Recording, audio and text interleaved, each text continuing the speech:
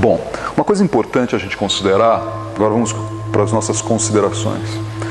Qual é a história dessa ciência milenar da meditação? Então, ela começa na Índia. A gente tem indícios arqueológicos no Vale do Indo de uma civilização que não se sabe o nome dessa civilização, ela recebe o nome das cidades atuais lá, Mohenjo-Daro ou Harappa, não era o nome dessas civilizações há 3.000, 5.000 anos atrás. Era o nome da cidadezinha onde foram feitas as escavações, ficou se chamando então a civilização de Mohenjo-Daro, civilização de Harappa. Tá? Essa é uma imagem chamada escultura masculina sentada, ou rei sacerdote, é o nome que foi dado a ela. A arqueologia do Vale do Indo, ela é bem mais recente do que outras arqueologias em termos de pesquisa. E quem está fazendo mais isso são os japoneses. O que eu estou querendo dizer, aqui a gente no Ocidente, na Europa, Estados Unidos, sabe-se pouco, sabe-se menos do que sabem os arqueólogos japoneses sobre essas sociedades, tá? Mas, só para, às vezes eu dou uma lembrada nisso, nesse aspecto histórico nas aulas, até Napoleão Bonaparte, estou relembrando um pouco de história básica, história geral, até Napoleão Bonaparte, que é 200 anos atrás, né? A nossa sociedade dita ocidental achava que a coisa mais antiga que tinha era a Grécia. Não sei se vocês lembram da coisa da pedra de Roseta que é encontrada lá, e eles falam, poxa, traduziram lá os hieróglifos e falaram, nossa, mas esses egípcios estavam muito antes dos gregos, muitos milhares de anos antes dos gregos. Então a história do passado, ela muda conforme vai se descobrindo as coisas. Então, na verdade, a gente não sabe exatamente o que é o passado. Até 200 anos atrás, a Grécia era o início de tudo, para quem estava estudando na perspectiva do Ocidente. Até final do século XIX, achavam que era o Egito só que tinha tido a primazia da civilização. Aí as escavações na Tigre, Eufrates, Babilônia, falaram, peraí, o pessoal ainda estava mais tempo ainda que os egípcios, já tinha gente ali vivendo. A primeira cidade, na verdade, não é no Egito, a primeira cidade é na bacia do Tigre Eufrates. E as escavações de Mohenjo-Daro são de 30, 40 anos atrás, ainda estão sendo estudadas, pesquisadas. Então, quando a tradição Rishi, tradição indiana, védica, fala assim, a civilização védica é muito antiga, tem 20 mil anos, 12 mil anos. Mas não, o que é isso? Os arianos, a Europa que influenciou, o sânscrito foi criado a partir do idioma europeu. O quê? Então, depende de por onde você está fazendo essa leitura. Essas coisas são um pouco relativas. Mas essa imagem, que é uma estátua muito antiga de Mohenjo-Daro, tem uma pessoa representada com os olhos fechados e com um sinal na sua testa. Por que alguém achou importante fazer uma imagem de alguém de olhos fechados é uma boa pergunta. Tipo, isso é significativamente importante para eu criar um registro disso aqui. O cara está de olho fechado.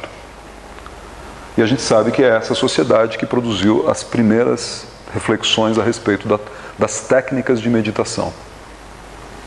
Então, a gente pode afirmar que a meditação começou na Índia.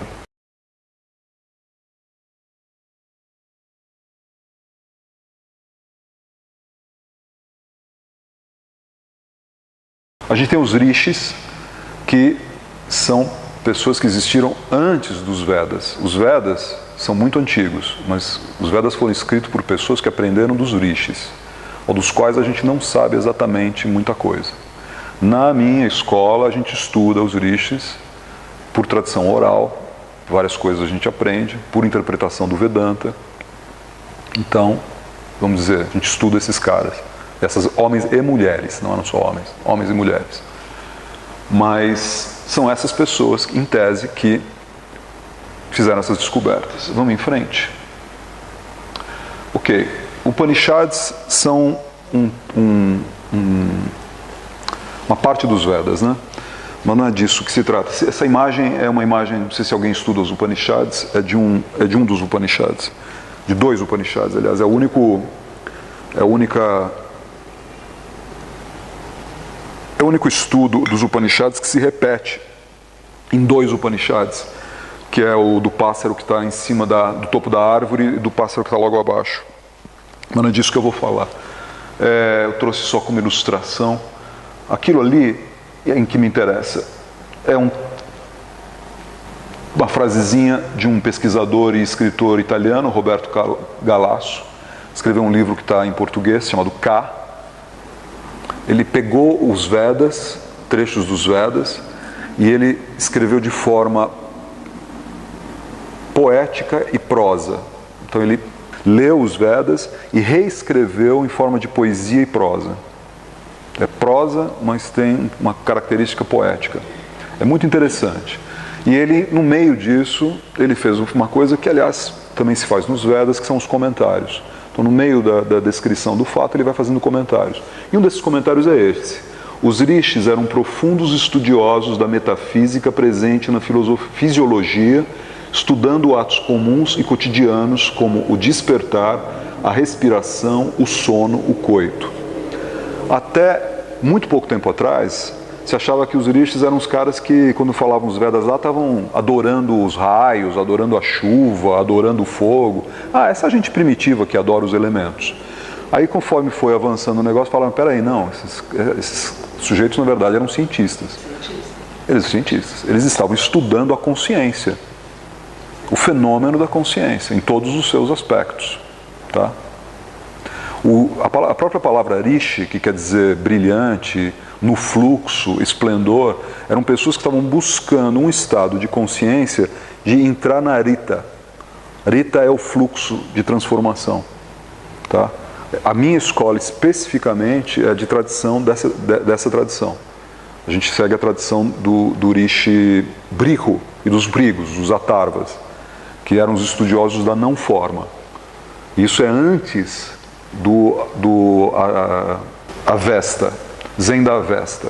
O Zen da Avesta é o livro do zoroastrismo, né, que deu origem, né, à religião, que é considerada a primeira religião monoteísta da antiguidade. Não sei se vocês lembram disso. Mas o Avesta, na verdade, que o nome certo seria Avesta, não seria nem Avesta, seria Avesta, está escrito em Parsil, e o Parsil antigo é uma espécie de sânscrito com acento. É um sânscrito com umas mudanças em algumas sílabas. A própria palavra Vesta é, na verdade, um jeito Parsil de escrever Vedas.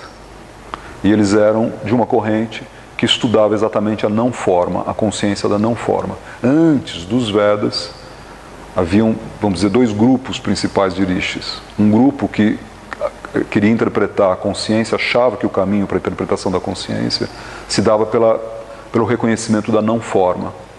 E outro que achava que passava pela forma, pela necessidade das pessoas de serem orientadas, de precisarem de forma. Então são os 2 caminhos. Tá? Vamos em frente. Essa imagem está aí, muito bonita, mas é para lembrar o seguinte. O budismo, que tem uma importância muito grande nos estudos da meditação, é posterior ao Vedanta. Muitos budistas não gostam quando a gente fala isso, porque eles acham que Buda trouxe tudo de uma vez só pronto.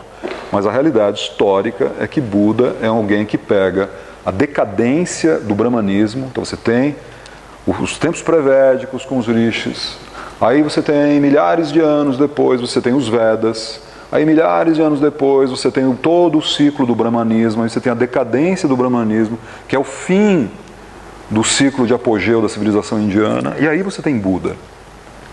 Então Buda chega quando tudo isso já aconteceu. E aí ele olha aquela decadência e fala, pera, como é que pode? Então ele faz um movimento de reforma, ele reatualiza os ensinos, os estudos, reinterpreta e faz uma coisa maravilhosa, que é o estudo do Dharma sobre a ótica do budismo. Esse próprio escritor, que eu citei ali do livro K, ele diz assim, que o Vedanta e o Dharma são o côncavo e o convexo. Você pode entender um pelo outro. E é o que eu pessoalmente faço, até porque eu comecei a estudar meditação. Não sei se vocês viram quando a Ju leu, eu comecei a estudar em tradições budistas, e aí eu cheguei no Vedanta. Né? E continuo estudando as duas coisas e mais algumas outras coisas também. Por exemplo, só para citar, para eu atender bem meus alunos, eu estudo muito a questão da meditação no cristianismo, que existe. Tá? Para as pessoas não ficarem achando que eu vou ter que mudar de religião para meditar, acontece. Não, tem meditações cristãs, se você quiser. São muito legais, aliás. Mas você não vai aprender na igreja. Então isso aqui é para lembrar disso, tá? Que o budismo veio depois do Vedanta. Vamos para a próxima? Ok. Agora vamos para a minha experiência pessoal. Falei um pouco para vocês aí do histórico da meditação. Vocês estão olhando isso aí? Muita gente sorriu. Aqui eu vi assim as pessoas, sorriram. Isso aí é só uma linha e 2 pontos. Às vezes a gente olha para isso aí e a gente vê uma cara sorrindo. Tá certo? A minha profissão mesmo, eu não estava nos meus planos ser yogacharya, ser professor de meditação. Em nenhum momento da minha vida eu falei assim, eu vou estar um dia dando aula lá na Aliança da Yoga sobre meditação. Nunca pensei que eu fosse fazer isso. Eu sempre me interessei por meditação por uma questão minha, pessoal. Artes marciais e yoga, meditação, é uma coisa minha. Os anos foram passando, eu comecei a estudar, a gente vai falar um pouco sobre isso. Mas meu negócio era desenho animado, trabalho com animação. E com questões relacionadas ao meio ambiente também. Não vou entrar nessa área, que senão a gente vai ficar 50 anos falando agora. Mas na animação, você tem uma questão básica, que o desenho animado é uma ilusão. Não está acontecendo nada daquilo que você está vendo. Você vê um filme e ele não existe. Mas as pessoas se envolvem, choram, riem, né? Emocionalmente, ficam impactadas emocionalmente com uma coisa que não existe. Até tem uma coisa que eu fiz, não foi só lá na BNP, eu fiz em outros lugares, que eu começo a minha palestra mostrando um desenho animado do Mickey, antigo. Mas esse eu acho que eu nem ponho trilha sonora, assim, para deixar só, para tentar limitar a quantidade de elementos, assim. E eu passo o filme para as pessoas e pergunto, assim, eu quero objetivamente, quero da maneira mais pragmática possível, vocês me digam o que vocês estão vendo. E eles começam a dizer, eu estou vendo que precisa de mais cooperação, porque o Mickey lá está tentando construir um avião, não sei o quê. As pessoas começam a dar umas interpretações morais do que está acontecendo no filme, e fazer elucubrações. Eu falei, não, vocês estão vendo uma projeção de imagens, isso não existe. Objetivamente, assim, o que vocês estão vendo é uma projeção de imagens dando a ilusão de movimento. Vocês não estão vendo a gente fala assim, eu estou vendo o Mickey. O Mickey? Quem é o Mickey? É um ratinho. Não existe. Não existe. Essas coisas não existem. São ilusões. Então sempre me interessou, como alguém trabalhando com animação, entender o que passa na cabeça da gente que a gente se ilude. Qual é o fenômeno que cria a ilusão? E eu acabei chegando nessas coisas de meditação, de estudar cérebro e tudo mais, para entender também isso. Tá? Então vamos para a imagem seguinte. Agora estamos falando do meu processo aí. Do lado esquerdo ali tem algumas coisas. Eu trabalho ainda com animação, mas as coisas que eu faço hoje em dia acho que são menos conhecidas aqui no Brasil. Algumas que nem chegaram aqui no Brasil. Ficou mais conhecido meu foi uma participação que eu tive num filme do Spielberg, Fievel Vai para o Oeste, que é aquele ali em cima, lá, aquela cena foi eu que animei. Aqui embaixo tem uns chicletes que eu fiz para Plock nos anos 80, Plock Monsters. Eu sou o autor do Plock Monsters. Então isso aí vendeu 80 milhões de unidades em um único mês. Até hoje é o maior recorde de vendas de produto no Brasil. Mas então essa é a minha perspectiva, é entender o que faz as pessoas se iludirem. E eu, por vários motivos, por interesse em artes cênicas, por interesse no meu corpo também, interesse de estudar o movimento, eu estudei algumas práticas e estudei o Sengei Engaro. Aqui no meio você tem o Sengei Engaro, é uma prática marcial budista tibetana. Estudei junto com isso o Kathakali, que é uma arte marcial do sul da Índia. Desculpa, o Kalaripayato, aquele em cima, que é uma arte marcial do sul da Índia. Estudei Kathakali. Kathakali é essa aqui de baixo. Eu nunca me vesti desse jeito, eu nunca pintei assim. Meu professor sim, mas eu nunca. Só estudei essa prática. Interessantemente, meu primeiro samadhi foi com Kathakali, que eu estudei quando morava em Londres. Conjunto de movimentos, é muito complexo, você dança com os olhos, com as mãos, a posição do corpo é muito difícil. Embaixo dessa saia, que eles usam um saiote, eles estão com, a gente fica com as pernas curvas, é uma posição super complicada, que você fica muitas horas. Tem uma coisa interessantíssima, que a parte mais elaborada da dança, a parte mais difícil, que os movimentos mais complexos, que na verdade são marciais, é um treinamento marcial, ela é feita com a cortina fechada, o público não vê. Você faz para divindade, e inclusive para não ter ego. Então a parte mais elaborada é só entre os dançarinos, sabe? O Kathakali é maravilhoso, mas eu estudei uns 2 anos de Kathakali, e um dia, depois de treinar todas as partes separadas, porque tem o ritmo, o movimento, a postura, os braços, os olhos, a expressão do rosto, eu estava dançando aquilo e de repente sumiu o meu pensamento. Eu falei, cara, assim, claro, quando eu falei cara, voltou o pensamento, né? Mas aconteceu alguma coisa ali. Foi completamente assim, eu só estava ali, completamente presente no que eu estava fazendo. Toda a minha energia, a minha atenção estava de tal forma concentrada em fluir aquele movimento no meu corpo, que o pensamento foi embora. Eu já praticava meditação, mas na meditação eu não tinha tido essa experiência ainda. Ela apareceu, talvez eu tenha podido identificar ela porque eu tinha prática de meditação, mas ela apareceu no Kathakali em movimento, não foi numa prática formal de meditação. Bom, e ali do lado direito, o meu primeiro professor de meditação, que veio por conta da prática de artes marciais. Ele era um monge que frequentava muito o Rio de Janeiro, Santa Teresa, tinha um mosteiro budista lá. Eu conheci ele quando ele veio, tinha chegado do Ceilão, e a gente chegou a se encontrar em outros lugares do mundo e tudo mais. Vipassipulga, ele chegou a aprender português, de tanto que ele vinha no Brasil, gostava muito dos brasileiros, e me ensinou foi a primeira vez que eu aprendi uma técnica de meditação, porque a gente meditava, mas não sabia o que estava fazendo. Os meus professores falavam, a meditação é sentar e parar de pensar. Essa é uma bobagem, você não senta e para de pensar, porque o pensamento, como é que você para de pensar com o próprio pensamento? Então, aí que entra a questão da técnica. Estou pensando que vou parar de pensar. Não existe isso.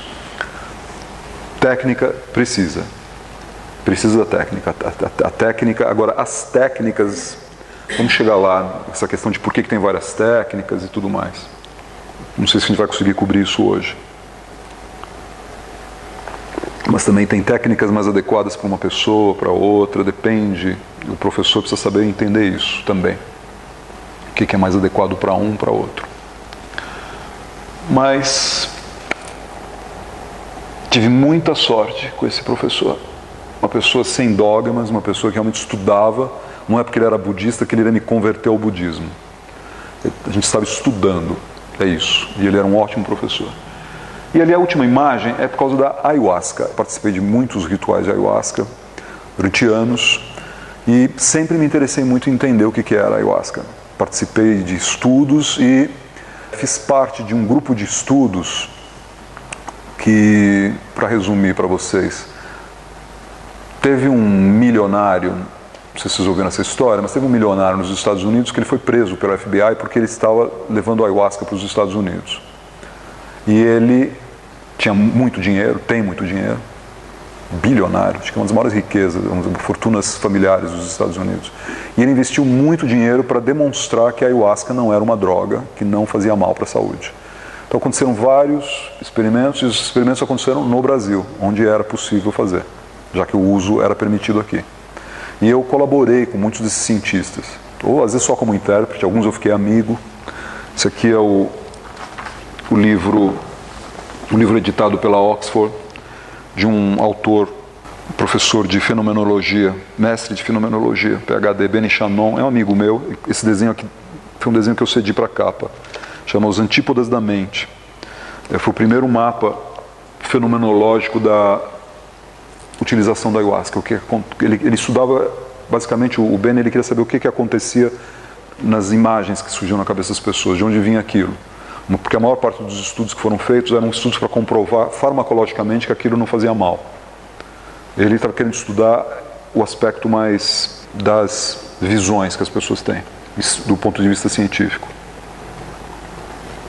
Existe uma relação direta entre o fenômeno da ayahuasca e o fenômeno da meditação. É o mesmo ponto que é tocado. Se você chegar numa meditação profunda e conseguir, não sei se algum de vocês já ouviu falar da Amrita e do Soma, mas é disso que se trata, tá? Só que o Soma é um substrato, algo que você usa para causar a extração da Amrita. A Amrita é algo que você pode colher naturalmente com a prática da meditação, que é produzido no sexto centro. Possivelmente a oxitocina é parte dessa Amrita, esses hormônios que a gente fala, tá? Não vou entrar muito, daria para falar muito tempo sobre isso, mas só para dizer para vocês que num determinado momento, nessas pesquisas, em conhecendo cientistas que estudavam a ayahuasca, vários estudos falavam assim: o metabolismo de quem bebe ayahuasca é igual a daquelas pessoas que praticam meditação profundamente. E aí eu falei, então é possível meditação profundamente? Você tem alguma técnica de meditação em que você chega sem precisar beber nada, sem precisar usar nada? Dá para fazer só com respiração, chegar nessas experiências tão aprofundadas? Então isso me interessou muito. Eu achei que onde eu tinha chegado com meditação ainda não era, tinha mais. Vamos para a imagem seguinte, por favor. No final dos anos 90 eu conheci Shagdu Tulku Rinpoche, que é a pessoa que trouxe o budismo tibetano para o Brasil. Um grande amigo do Dalai Lama, fundador do mosteiro de Três Coroas, né? Tem Cotia aqui também. Cotia acho que é outra coisa. Ele é do Shagdu também? Tinha um grupo aqui em São Paulo. Hoje em dia não sei onde é que eles estão. Sering, que é americano, que é a alma dele. Então é isso mesmo. Mas eles criaram o principal mosteiro, foi lá no Rio Grande do Sul, né? Inclusive uma lama, eu não sei o nome de lama dela, eu conheço ainda como Soninha, porque a gente praticava arte marcial junto. Uma morena? É uma ela do Sul, que agora está em Curitiba. É maravilhosa. Então, é minha amiga de artes marciais. É maravilhosa. Então, estou precisando ver ela. A gente tem se comunicado por WhatsApp, eu precisando se ver. Já faz algumas décadas que a gente não se vê pessoalmente. Mas a Sônia continuou com a lama, não sei o nome dela de lama, desculpa. A Sônia continuou com o Shagdu. Eu estudei Poa tibetano, o Poa budista, que dizem que é a técnica mais avançada do budismo tibetano. Não sei se é, mas de fato causou grande impressão para mim. Eu vi que, de repente tinha uma outra técnica que era algo muito forte, muito legal. O único problema para mim foi que naquele momento, apesar de que o Shagdu é um cara maravilhoso, eu achei assim, tive uma experiência muito legal, mas o grupo das pessoas estava muito querendo estudar o budismo de uma maneira muito religião, que eu não estava, na época não era meu momento, sabe? Eu não estava querendo mudar de religião, não estava querendo entrar de uma maneira tão dogmática, não por causa dele, mas por causa do grupo. Eu fiquei meio assim, não encontrei ainda a minha praia nesse momento. Uma das grandes questões para mim, eu chamava, que era o que eu queria desvendar na meditação,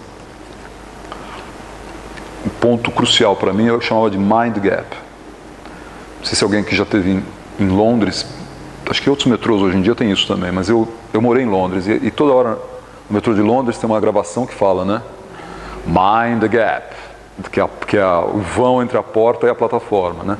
Mind the gap. E eu ficava às vezes esperando aquele metrô e eu via aquele mind the gap, a mente, o vão da mente. E eu comecei a querer entender por que a gente faz transições de estado, sabe? Comecei a me interessar muito. O que eram essas transições de estado? Como é que acontece dentro da nossa cabeça que a gente passa de uma coisa para outra? Eu tive duas experiências com pessoas próximas de mim que morreram olhando nos meus olhos. E isso marcou muito para mim. O que era isso? O que diferenciava um cérebro estar vivo de não estar mais vivo, né?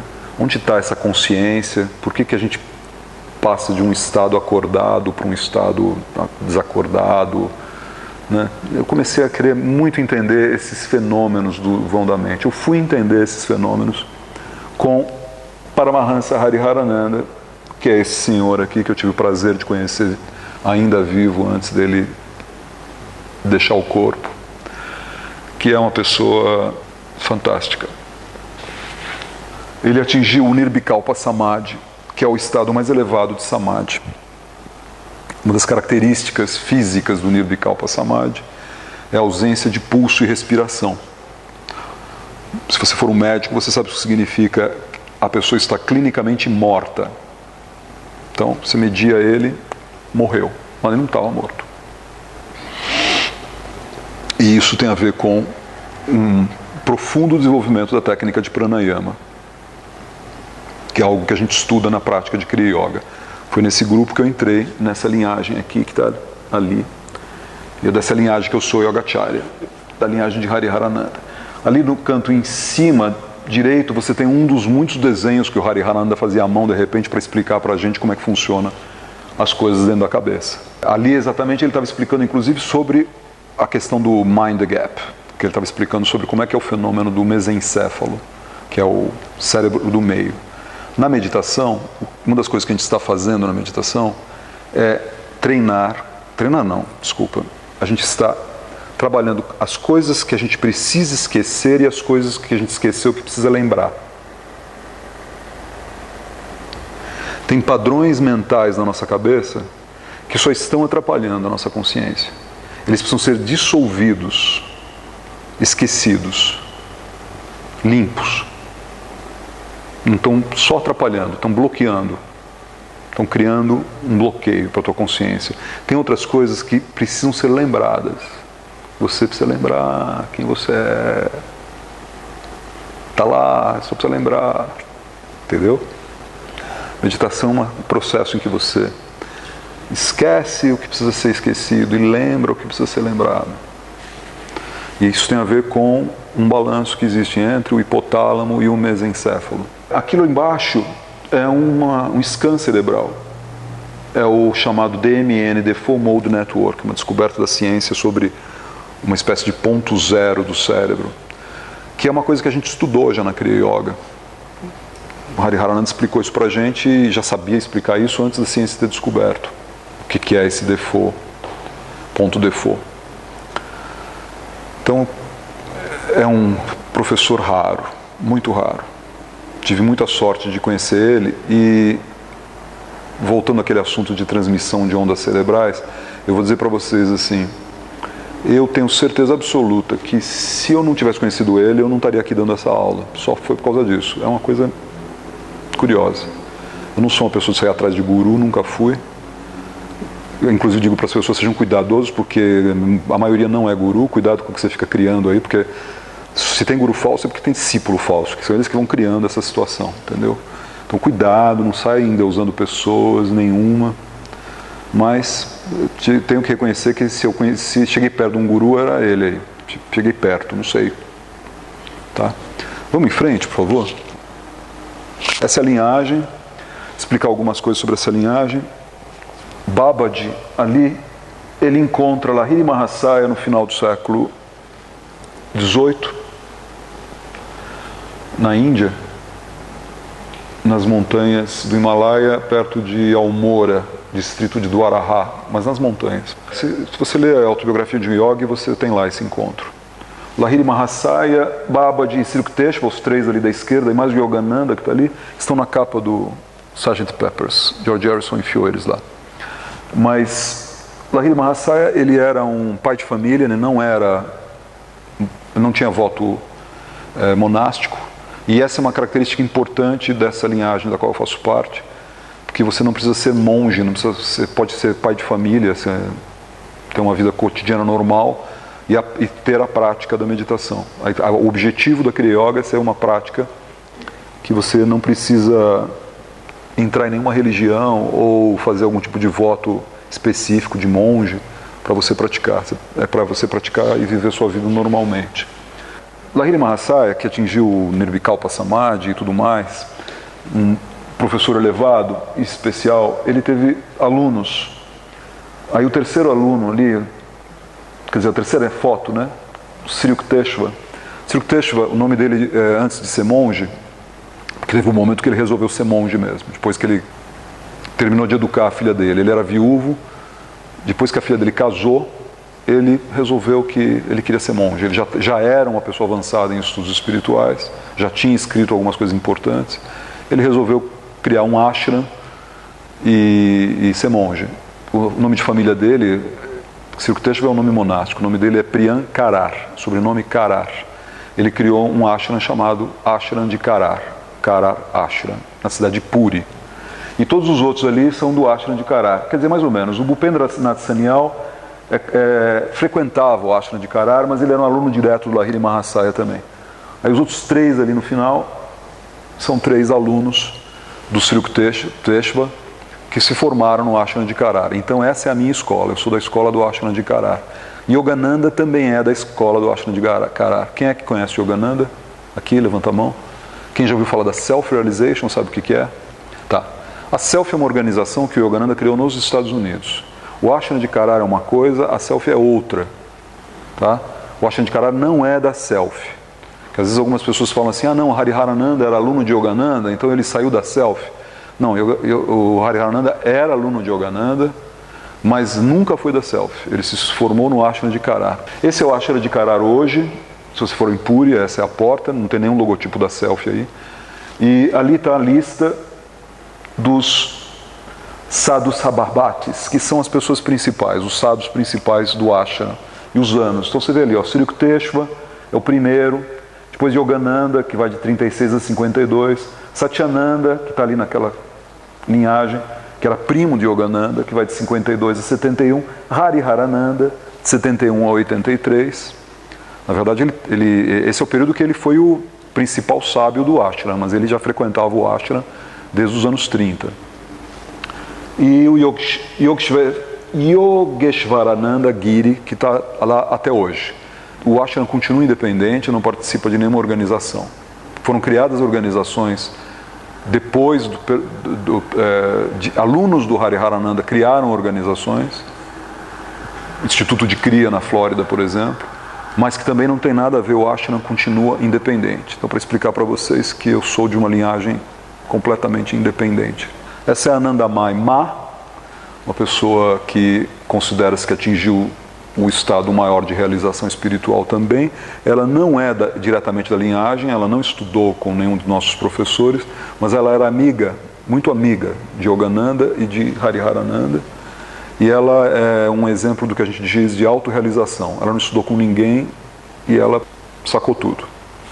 Então eu costumo deixar ela no altar, porque ela é uma nossa amiga, e para as pessoas às vezes ficam achando que só tem homem na linhagem, ficam achando que mulher não pode se realizar espiritualmente. Então, só para lembrar que não só pode, como pode fazer sozinha, inclusive. Tá certo? Ok. Não estou dizendo que é todas, hein? Não vão se achando aí que só porque, sou mulher, então não é bem assim. Tá? Mas tem o caso dela aí, a gente deixa ela aí para lembrar isso. A mulher não tem tanto acesso, né? Então talvez essa busca tenha sido sozinha por isso. Né? Pode ser. Mas essas pessoas são todas pessoas que quebraram paradigmas. E essa é uma característica, inclusive do Hariharananda. Quando a gente no início ela leu, falou que ele é não sectário e não dogmático. E vocês vão entender um pouco mais isso quando a gente for estudar as 8 partes do Yoga segundo o que a gente estuda. Eu vou explicar para vocês como funciona. Vamos em frente? Pode ser o próximo? Bom, esse aí é o Hariharananda e o Raghavananda Rajarshi em 1970. E aquela aí é a família do Raghavananda. Raghavananda foi o aluno mais avançado do Hariharananda, com quem eu não estudei diretamente, infelizmente, mas os meus 2 colegas, o Yogi Sarveshwarananda e o Yogacharya Don Abrams, os 2 estudaram bastante com ele. E eu estudo com eles. Porque o Rajarshi, eu ia conhecer o Rajarshi e ele morreu antes de eu chegar lá. Ele morreu há 2 anos atrás, infelizmente. Eu cheguei a estudar muita coisa que ele ensina através desses 2 alunos, que são alunos mais avançados também, mais velhos que eu, que foram inclusive eles que me fizeram Yogacharya. Mas o Rajarshi Raghavananda também é um exemplo de alguém que não fez voto monástico e que ele não atingiu o Nirvikalpa Samadhi, ele atingiu o Sabhikalpa Samadhi. Não vai dar tempo da gente explicar essa variante, mas é quase lá. Vamos ver, Sabhikalpa, o Nirvikalpa não tem mais volta. A pessoa que atingiu o nível de kalpa, pronto. Mas sabe, kalpa, sobra um pouquinho ainda para dar uma trabalhada.